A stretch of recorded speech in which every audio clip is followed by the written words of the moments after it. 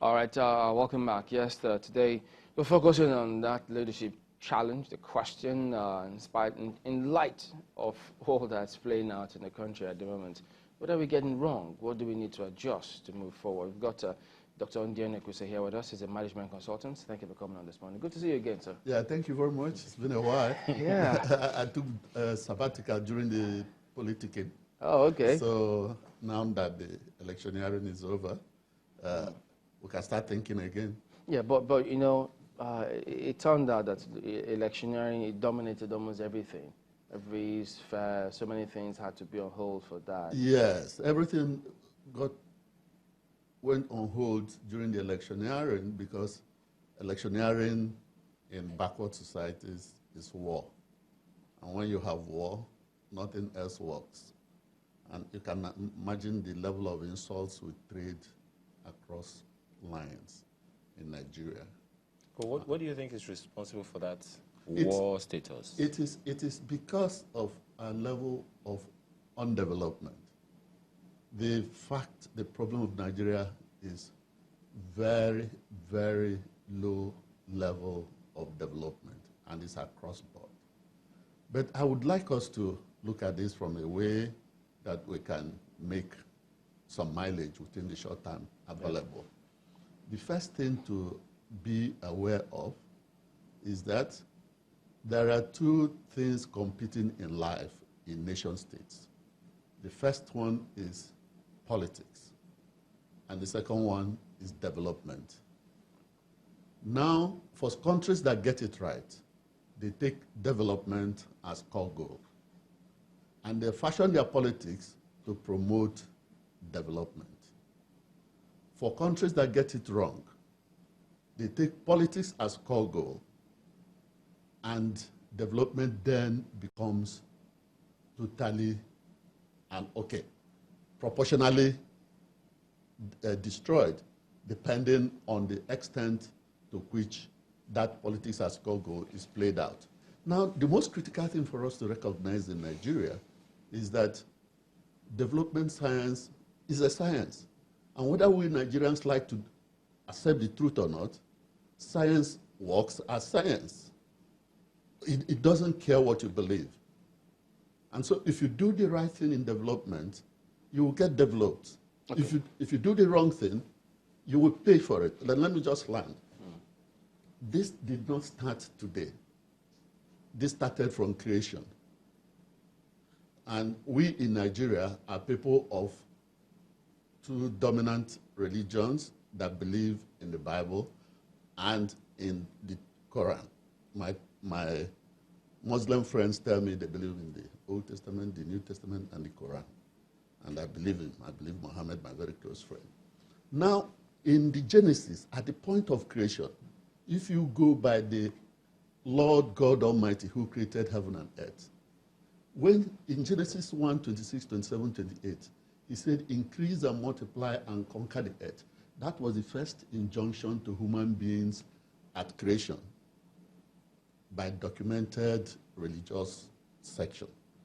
Now, that means have many human beings into the world and then develop the world. The second is a bipolar thing. The first arm is increase and multiply. That's have children and increase the population.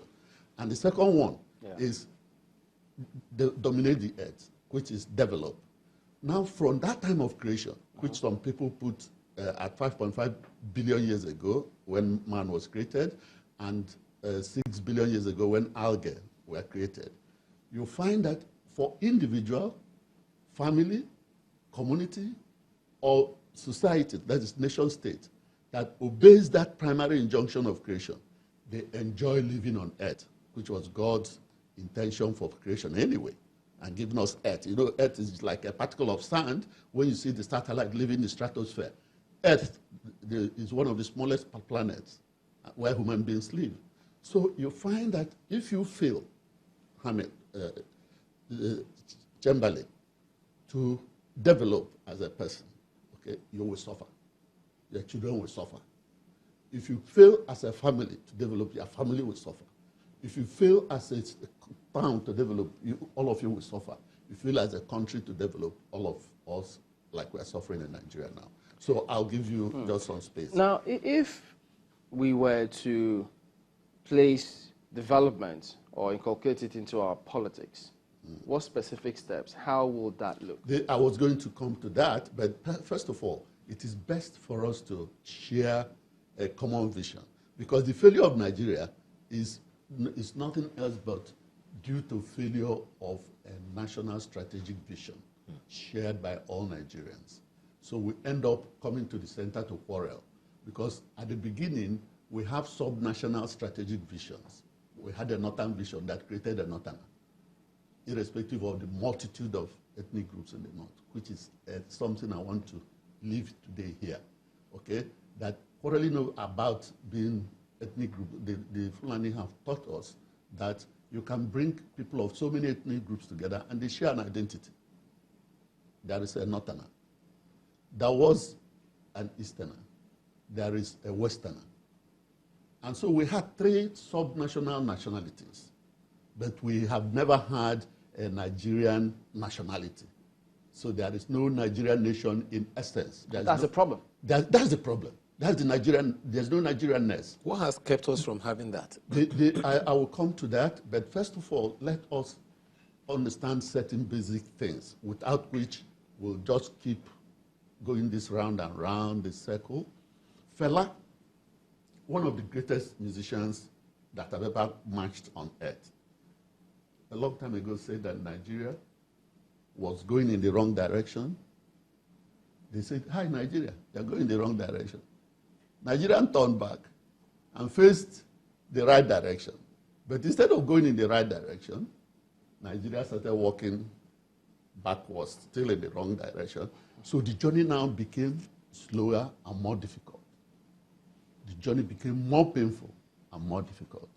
And that is why we have, over time, reduced ourselves to this state where now there is documented evidence by the American government that is open. The unclassified part of that study they did in Nigeria shows that Nigeria will probably be like Syria or Libya by 2030. And we are laughing. The time bomb is coming and we are laughing. Dangote and Bua, two of the richest people in Nigeria and Black Africa, 2 weeks ago or so, barely 2 weeks ago, warned, and they are not rich for nothing. They are rich because they are visionary and hardworking and have some value system. Warned that a tsunami of crisis was at our door. But still, we are laughing. We are pretending that it will be good by this thing. So now back to the question of what are we going to do? First of all, is for us to accept, okay, that we want to build a great Nigerian nation for all. You are young people. I know Nigeria that was good because I'm an old man, okay? And Nigeria was good when we were growing up, but because of time, we'll cut short the preambles or the embellishment. And first of all, recognize that without a vision, we are not going anywhere. We have to, okay, let me just give one important example. China was destroyed in the late 18th and 19th century, virtually grounded, okay, and even broken up, okay? So the Chinese empire died, the China empire almost died. One man got up called Mao and used communism, okay, to build a unity of purpose. Without unity of purpose, there's no nation. So they became a nation again. But he, of course, communism practiced in its raw sense, brought immense poverty. When he died, his wife and in the Gang of Four wanted to continue that process. Luckily for Chinese, Deng got power, won the power struggle then. And so he introduced government capitalism, okay, in a nation that had been built with communism, okay? And China is now going to become the strongest force in the world in the next few years. Not maybe, because the laws of development are simple. You obey them, you go forward because they're primary. So if we have this development, unity of purpose, Yeah. or can we achieve what we want with our party democracy, political party Well, democracy? yes, the system of government is not important in the outcome of development because you can see it happening anywhere. UAE is a Muslim kingdom, okay, and it moved from wretched environment to the most popular place of visit now in the world. Everything is going to UAE, cricket, hockey, everything, boxing, okay? And they are modernizing gradually. Just as you say, science is science. Yes, It doesn't matter. yeah, it doesn't matter. The communism, Russia started with communism, okay? And Russia has developed. I'm giving you, China is under communism. Indeed, there's nothing that says, and America developed under democracy. Western Europe developed under democracy. And actually, another example of the beauty of looking at strategic vision as the core goal is the DNA. I call it the DNA. Okay, you have a personal DNA that drives who you are. The strategic vision of a country is at the center of its DNA. But let me give the example that is critical and all of us need to wake up to. The white people who went to America at the time they went were coming from aristocratic societies, mainly with low ceiling, okay, you were defined by birth, okay? And when they got to America, they decided they were going to chuck that kind of system and develop an equal society system. And they built their strategic vision based on the individual, the human radical, maximizing the human potential. And so they now built democracy on that. Okay, their democracy on that. Therefore, people from Spain, different ethnic groups. America is a multi-ethnic society, but the First Amendment, which gives free speech, defines individualism. And so you cannot, that's why you can't take away their guns, in spite of the dangers attributed to it now, because it's an individual need and individual ownership. And so the important thing I'm trying to establish is that there is nothing in the human person to say that only one system works. Democracy can work in Nigeria. Democracy doesn't have to be, it doesn't have to be democracy, but we have to agree. The first thing we need to ask ourselves, the first question is, would we want a rich and modern, great Nigeria for all Nigerians, that works for all Nigerians? The answer is yes. Everybody wants that. Do we want this rich and modern Nigeria to be a place that cares for poor people, allows the average guy like us to work hard and earn a decent living, and gives the rich security for their wealth that they have earned correctly? The answer again is yes. Are we prepared to do the right thing in order to gain that? That is, have a society that is based on merit, that operates purely under the rule of law, and punishes those who commit crime, irrespective of person or affiliation. And the answer is no. So as soon as we change the answer to this last question to yes, then we as a people, it takes 10 years. It takes 10 years from starting to develop as a group of people called a nation, okay, for you to get to irreversible, you can't go back because everybody sees the effect. If we start, and I hope that this year we will start, either officially, as I would recommend by this appearance here, I stopped accepting to appear, okay? Again, yesterday the Spirit touched me when you called me to say I will come. We can't give up on this country. Because Nigeria is like a child. Everybody says, wonderful child, beautiful child, brilliant child, potential for hard work, potential for everything magnificent. And then the child is suffering from failure to thrive. Failure to thrive is what they call in medicine, a child that is born and he can't do anything. Let me bring this. You said the other time that system of government doesn't matter much, but If you look at the Nigeria's trajectory over since independence, Yeah. you know, we started with a parliamentary system of government, and just as you said, I mean, there was development regionally and all of that. And then along the line, there was some ruckus among the political class. And then there was military rule, and then it just seemed like, okay. And then next thing we had a civilian government in the Second Republic, and then there was still massive corruption. And the military came back, kind of tried to stabilize things again. Now we have, you know, democracy again, and there's still so much, you know, unrest, so much instability, so much uncertainty. So, will you again still insist that the system of government doesn't matter, seeing where we are coming from? Seeing where, you know, I do believe that in the next few months, now that I've been inspired to come back by a telephone call, we would have been able to engage in this discussion in a way, in an organized and meaningful way, that we can have more regular time, both with you and other aspects, because the media is critical. But beyond the media, the general society is important. But back to your question. The fact is that right from the beginning, okay, when we had the regional governments that were progressive, like I said, the three main regions had strategic vision, sub-national strategic vision. So they were powered by that. But there was no national one. So from the time Nigeria was put together, Nigerians have always come to the center to quarrel and argue based on their own perspective. Nobody is wrong. The problem is that nobody is wrong, but nobody sees what the other person is saying. Because we didn't have because the we national don't have the one that is national, which should hold us together at the center.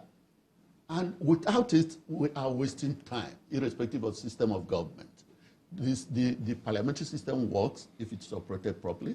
The presidential system works if it is operated properly. There are significant, you know, core values and promoting factors for each one. What is important is that the rich don't rule, apart from kings. But then if you have kingdom, the realm owns everything. But in the normal governance system, the rich do not rule, because that is a long thing. But are they ruling here? The civil service and the politicians have about the money. I don't want to discuss how they have it on television, but we all know, okay? And it is anathema. Because to govern requires, you know, sacrificial heroism. What you gain by being a governor or a president, a minister, is based on your level of sacrificial heroism. How do you rise to the occasion to lift the society to that apex that is a landmark? That will be your contribution. That is what you'll be remembered for. There's nobody who remembers Churchill for his money. There's nobody who remembers Washington for his vast wealth. But some of these Middle Eastern countries are very rich. They are operating a different system.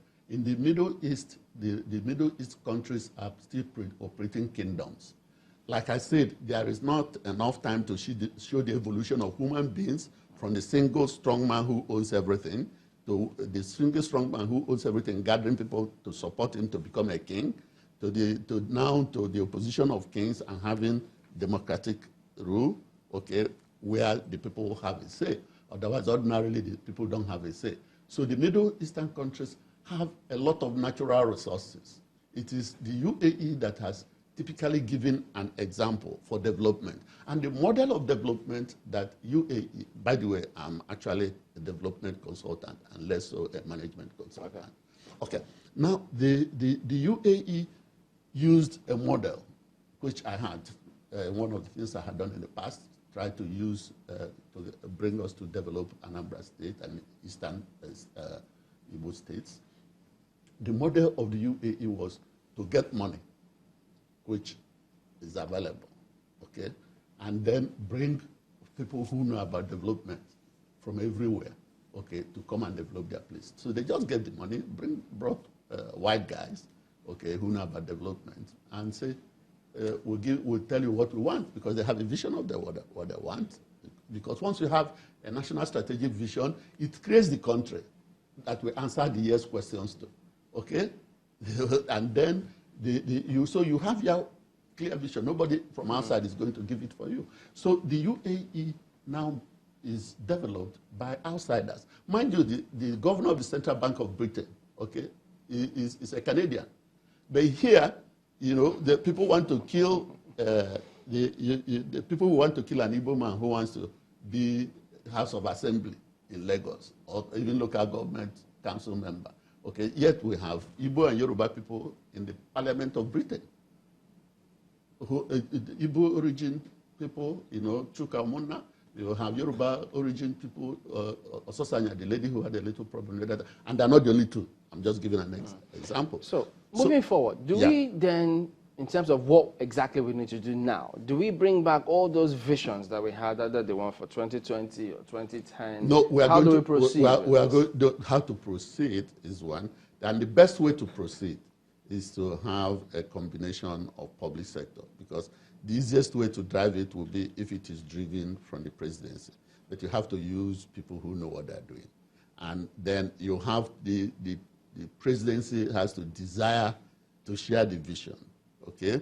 But the way to proceed, therefore, going forward, because let me make a point clear that is in nature again, because I told you development science is a science, and you can mock around the way you want. It doesn't really bother us who know what we are talking about. Because the same carbon is an element. You arrange carbon in a way, it is soft, and you can use it to make pencil. You arrange carbon in another way, it becomes harder, it becomes coal. You arrange carbon in another way, and after some time, it becomes diamond, the priciest element in the world. You know, you understand? Substance in the world. So the principle of development in any form is based on substance and association. So the carbon is a substance. The association is the conditionalities around it, doing it the right way. So it will either be the soft one, the medium hard one, or the really hard one. Okay? So if we now accept that it is time not to get the American prediction of 230 correct, we can evolve a Nigeria 2040. It's not an overnight thing, okay? And those of us who have the capacity will support government and have no partisan political interest. I was invited at some point to join about 2006, the general political system at high level. I rejected it. Okay, the important thing is to know that we have people who can arrange and organize to bring Nigeria out of the doldrum. But government has to be willing, because government will be part of it if government wants to be part of it. If government doesn't want to be part of it, then we also can, you know, get the society to get government to do the right thing without trouble. Because the politicians do not do the right thing because they want to do the right thing. Politicians do the right thing because there is pressure on them to do the right thing so that they can win the next election.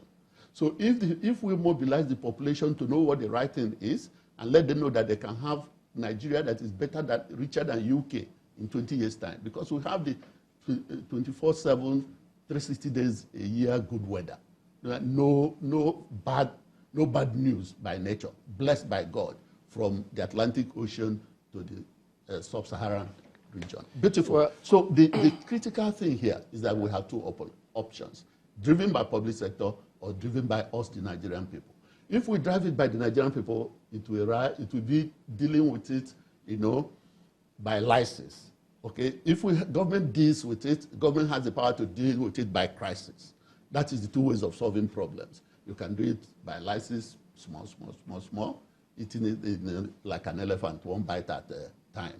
But government has, if it's situated in the presidency as a security issue, because it is a major national security issue, then we can put together a system, the systems and processes for government to drive it, and before you know it, in 2 years' time, it's a promise. In 2 years' time, because all Nigerians want to be Nigerians.